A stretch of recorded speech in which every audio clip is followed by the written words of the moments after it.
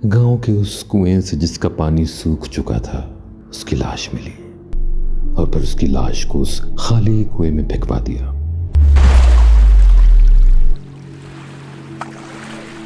सईद साहब उसके बाद यूरोप चले गए और अब अगर आते भी हैं तो यहाँ इस क्वार्टर में नहीं आते और इसीलिए ये बंद रहता है। हमीदुल्लाह साहब ये सारी दास्तान सुना के रुखसत हो गए, लेकिन ये सब जानने के बाद तो मेरी जो हालत हुई वो आप बखूबी समझ सकते हैं। मैं सोचता रहा कि इतने दिनों मैंने गैर मरई मखलूक के साथ कितने घंटे गुजारे। खैर उसके बाद मैंने पढ़ाई घर पे ही मुकम्मल की और अफसोस ये कि मैं इम्तिहान पास ना कर सका। हम अगले 3 साल तक उसी गांव में रहे, मगर मैंने कभी फिर उस मकान का रुख नहीं किया और करता भी क्यों। एक दिन गांव के ही एक इज्तिमा में मेरी नज़र एक आदमी में पड़ी जिसे लोग आगे बढ़ बढ़ के मिल रहे थे और वो वहां अपनी इलेक्शन कैंपेन के लिए आया हुआ था। बैनर्स पे तस्वीर और नाम देख के मालूम हुआ कि वो सईदुल्लाह साहब थे।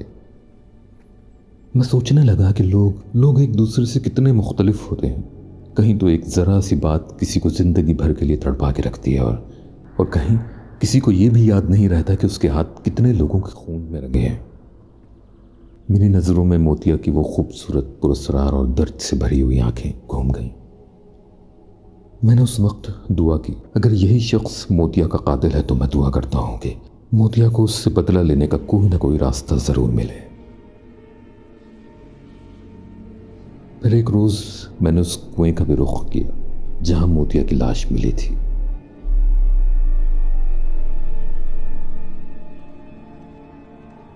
वो अब भी वीरान और सूखा हुआ था।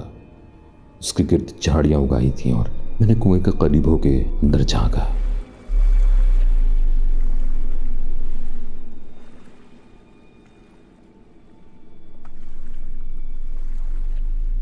वहां सिर्फ अंधेरा था, सिर्फ अंधेरा।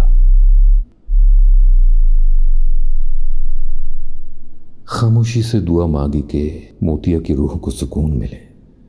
और हाँ, मैं इतराफ़ करता हूं कि आज भी कभी कभार वो तस्वीर मुझे सताती है। मैं मोतिया के चेहरे और उसकी आंखों को नहीं भूला। दुआ करता हूं कि एक दिन ज़रूर ऐसा होगा जब मोतिया की बेचैन रूह को इंसाफ मिलेगा और वो उस कुएं, उस मकान, उस तस्वीर के कैद खाने से आज़ाद होकर हमेशा हमेशा के लिए सुकून से सो जाएगी। तो दोस्तों, कैसे हैं आप? मैं हूं वकास और आप सुन रहे थे एक सच्ची, बहुत ही पुरस्कार कहानी ड्रामाई अंदाज में।